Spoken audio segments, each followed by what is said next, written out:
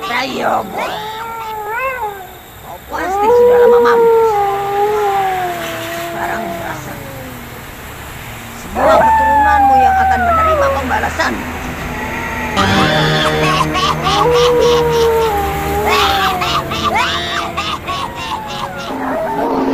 Mempersembahkan serial Sandiwara Radio Misteri dari Gunung Merapi. Dalam kisah Harimau Siluman.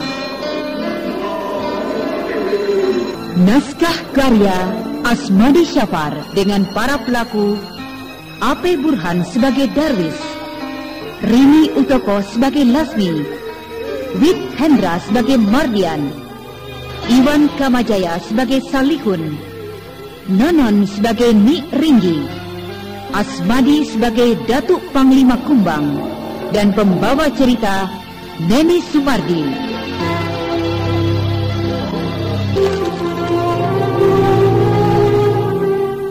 Pada bagian yang ke-27 telah dikisahkan bahwa Mardian telah menerkam dan menghisap darah Rosmina.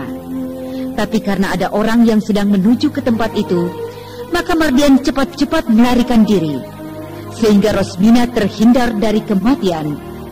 Namun Rosmina tidak merasa sakit, tetapi malahan sebaliknya, sehingga dia tidak mau membukakan rahasia itu pada adiknya Raisman yang datang ke tempat kejadian.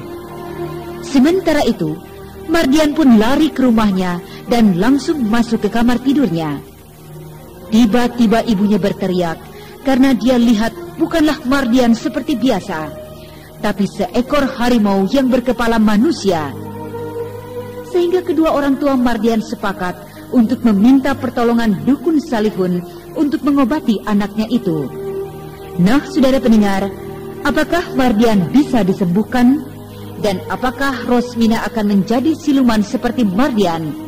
Marilah kita ikuti serial Sandiwara Radio Misteri dari Gunung Merapi ini.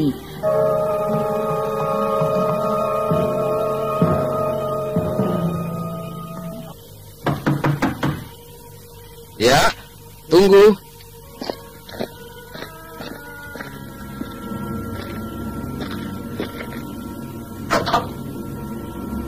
Oh, Pak Salihun. Masuk, Pak, masuk. Terima kasih.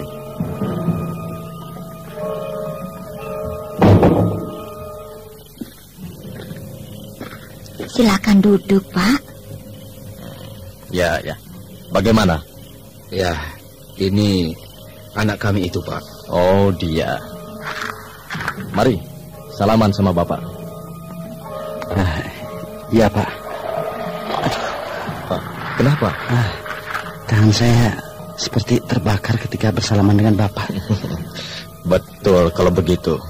Sewaktu kau datang duduk ke rumahku malam hari itu, rupanya kau sudah kena penyakit ini ya? Iya, Pak. Jadi berarti sebelum kau menikah, bukan? Iya, Pak. Sebelum kau menikah? Jadi sudah lama juga rupanya. Bagaimana rasanya badanmu sekarang ini? Tidak apa-apa, Pak. Hanya kalau dia datang, maka saya mulai merasa haus dan menggigil. Coba lihat mataku lurus-lurus. Baik, Pak. Jangan melihat ke tempat lain. Lihat lurus saja ke mataku.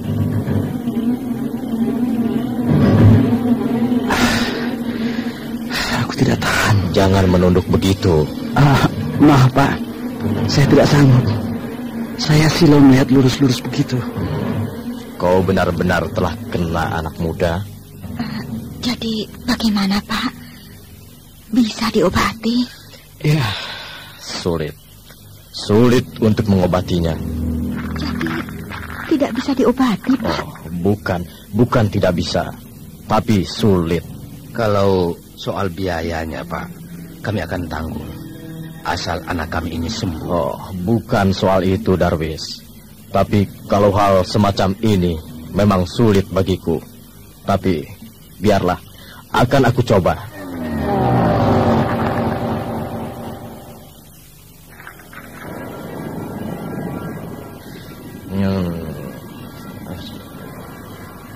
Ya, aku cuma mau menyembuhkannya. Tidak, aku tidak bermaksud begitu.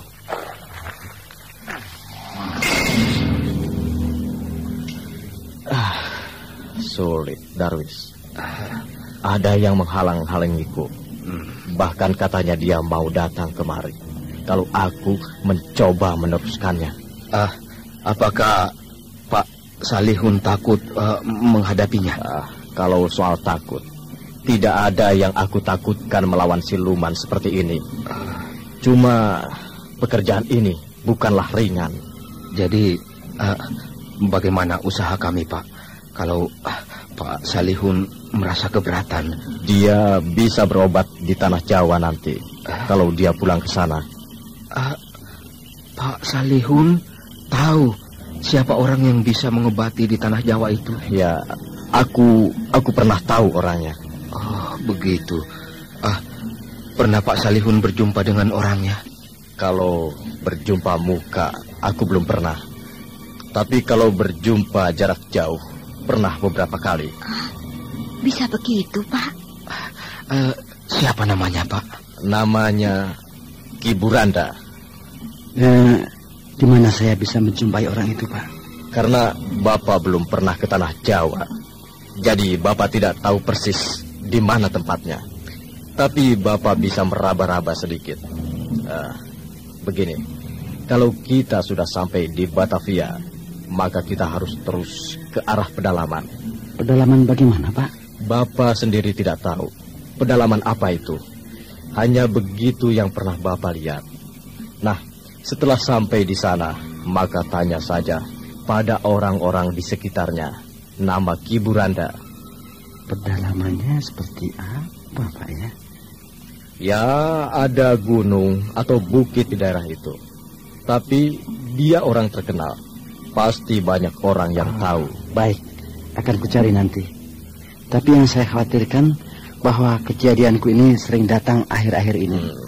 Kalau begitu, aku akan coba mengurangi engkau berubah bentuk. Jadi supaya tidak sering-sering datangnya. Mau kau? Mau, Pak.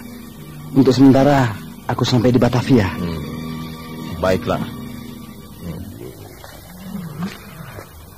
Waktu hanya mengurangi, bukan mencegah.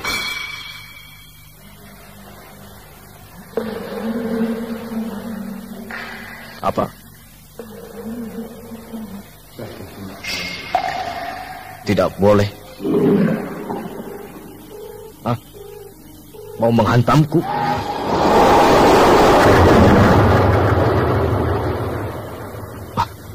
Dia masih menghalangi juga, Darwis. Dia mengancamku. Apa Bapak benar-benar tidak kuat menghadapinya? Yang kita hadapi ini bukan sembarangan, Darwis. Bukan satu atau dua makhluk, tapi dia ini banyak. Dengar bunyi lolong anjing itu. Iya, aku mendengarnya. Yang lain juga mendengarnya? Iya, Pak. Aku mendengarnya. Dan kau, Mardian? Badanku terasa menggigil. Kau memang sakit, nak.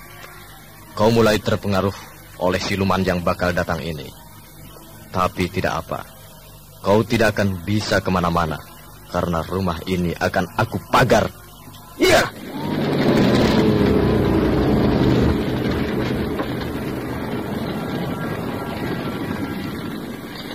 Tapi apakah makhluk siluman itu juga tidak bisa masuk, Pak? Ya, semoga saja begitu. Tapi ini berat. Tampaknya dia diiringi oleh panglima-panglimanya. Kejadian apa lagi ini? Tenang, jangan cemas. Nanti kita akan bertambah kacau. Iya, tenang, Lasmi. Kau jangan gelisah begitu. Aku takut, Bang. Tenangkanlah hatimu. Jangan bingung.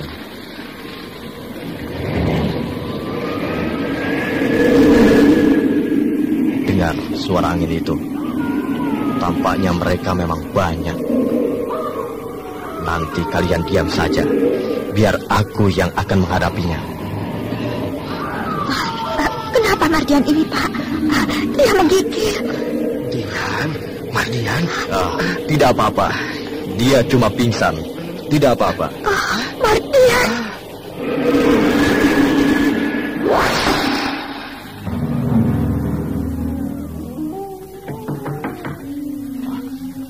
Mereka datang. Masuklah.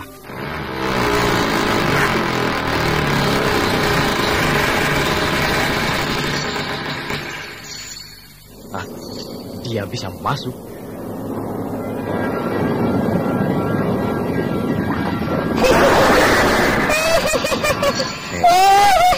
Hebat mereka. Pagarku bisa mereka tembus. Siapa kau? Aku Nyi Pringgi. Mau apa kau datang kemari, ha? Aku mau mencari anakku. Bukan di sini tempatnya, Nyi Ringgi. Aku tidak butuh kau. Aku butuh Mardian. Pergi kau setan busuk.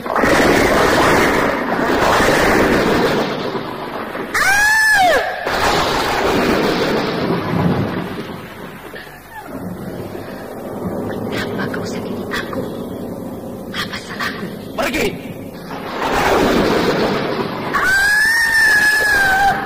Mau pergi atau tidak kau? Nih!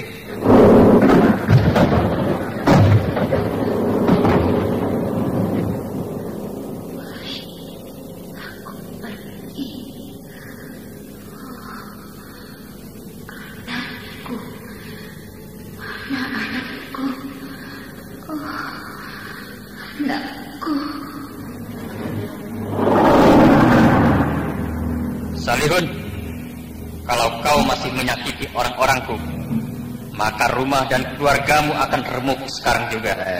Siapa pula kau? Aku Datuk Panglima Kumbang, datuk dari segala harimau yang ada di sini. Jadi kau yang menghalangi aku untuk mengobati pemuda ini? Persis dugaanmu. Dan kalau kau ingin keluargamu selamat, kau jangan ganggu urusanku ini. Kenapa kau mencelakai si Mardian ini? Dia telah membunuh anak-anak kami, membunuh orang kami yang bernama Nyi Pringgi. Dan kini kami minta balasannya. Apa itu tidak boleh? Apakah Datuk tidak bisa memaafkannya?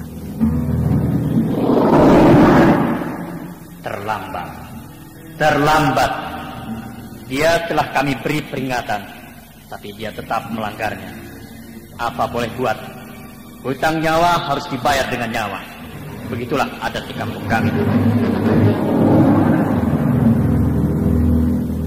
Kini aku tahu, aku sedang berhadapan dengan seorang datuk, seorang panglima. Tapi apakah datuk tidak punya rasa kasihan dan memaafkan kesalahan mereka? Permintaan tolol. Sekarang kau lihatlah dalam semedimu. Rumahmu kini sedang dikepung oleh ratusan orang kampungku. Bila kau masih bersilat lidah denganku di sini, maka orang-orang kampungku sudah siap menghancurkan rumahmu dengan serta isinya. Nah, lihatlah. Heningkanlah pikiranmu.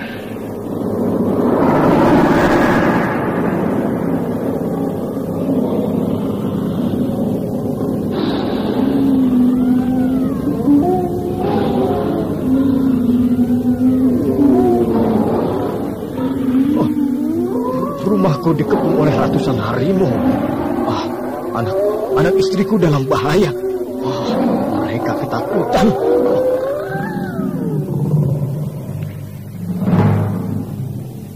Nah, sudah kau lihat dengan mata batinmu? Kini pulanglah dan tinggalkan tempat ini sebagai penghormatanku terhadapmu. Karena kau dukun besar, maka pembalasan dendam kami terhadap Mardian aku tangguhkan untuk beberapa hari. Kau rupanya menganggap remeh aku, Datuk Panglima Kumbang. Sama sekali tidak. Aku menuntut apa yang harus aku tuntut. Dan kalau soal apakah kita akan berlaga untuk mempertahankan keinginan kita masing-masing, sebenarnya kita sudah berlaga dari tadi, tanpa kau sadari. Berlaga maksudmu? Iya, kita sudah berlaga. Bukankah pagar yang kau buat untuk memagar rumah ini dengan pagar gaibmu bisa aku tembus dengan mudah? Ya, memang. Bagaimana? Apa harus kita teruskan dengan permainan yang lain? Terima kasih. Aku akan pulang. Asal kau memenuhi janjimu, yaitu tidak akan mengganggu pemuda ini untuk beberapa hari. Kami orang-orang yang bisa menepati janji. Kau tidak usah khawatir. Terima kasih kalau begitu. Nah, untuk bisa kau percayai, aku akan pergi lebih dahulu ke kampungku.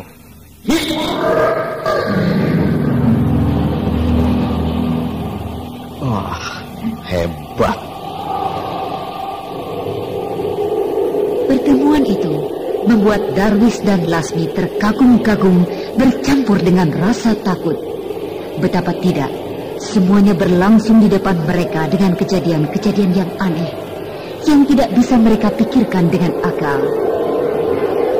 Ya, seorang dukun yang hebat bisa tunduk dengan orang aneh yang berpakaian hitam-hitam yang muncul pada malam hari itu, dan tiba-tiba juga hilang secepatnya.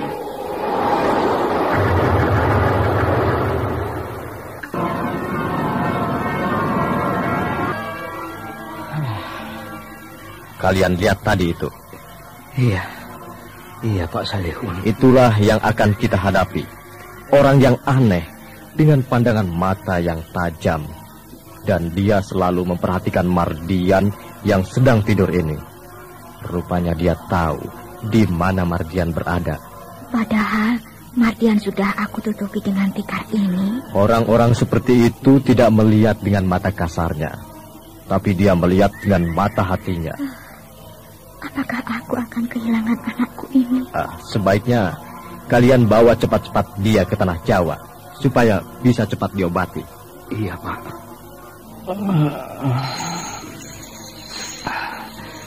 Badanku rasa dirantai.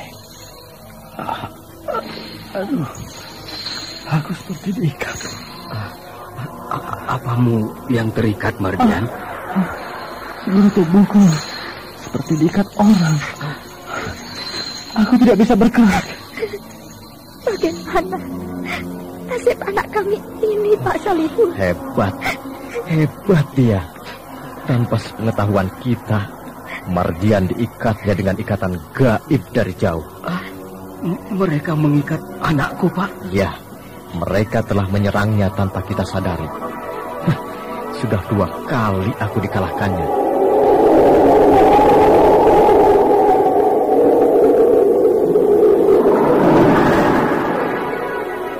Maaf, Pak Salihun.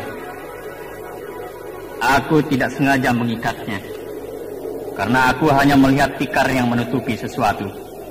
Aku pikir tadi itu kasur. Maka aku tolong mengikatnya. Maaf. Sekali lagi maaf. Aku tidak tahu kalau isinya bukan seperti yang aku duga.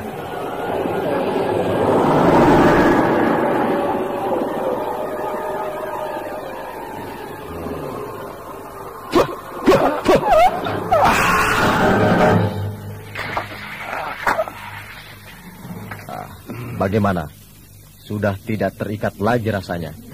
Sudah tidak ada lagi, Pak. Tidak ada lagi rasanya badan terikat. Minumlah ini. Air putih yang telah aku beri bunga melati itu untuk penawar badanmu yang terasa sakit. Iya, Pak. Hati-hatilah menjaga anak kalian. Cepatlah kirim dia ke Pulau Jawa kalau mau selamat. Iya, Pak. Dengan mengeluarkan seluruh kepandaiannya, Pak Salihun berusaha mengobati Mardian yang telah menjadi separuh siluman itu. Pekerjaan Pak Salihun ini mendapat tantangan hebat dari Datuk Panglima Kumbang, sehingga terjadilah perang tanding di antara keduanya tanpa seorang pun bisa melihat atau merasakannya. Akhirnya Pak Salihun menyerah kalah pada Datuk Panglima Kumbang untuk sementara waktu. Sedangkan dalam hatinya, dia mempunyai dendam pada orang yang aneh itu karena telah membuat malu di depan orang lain yang menganggap dia sebagai dukun besar dan hebat. Di samping itu, Pak Salihun menyarankan agar Mardian dibawa saja berobat ke Pulau Jawa pada seseorang yang bernama Ki Buranda. Nah, apakah Mardian akan bisa sembuh? Ataukah dia akan mati oleh Ni Ringgi? Saudara pendengar, demikian tadi telah kita ikuti serial Sandiwara Radio ini. Sampai jumpa esok hari pada waktu dan gelombang yang sama.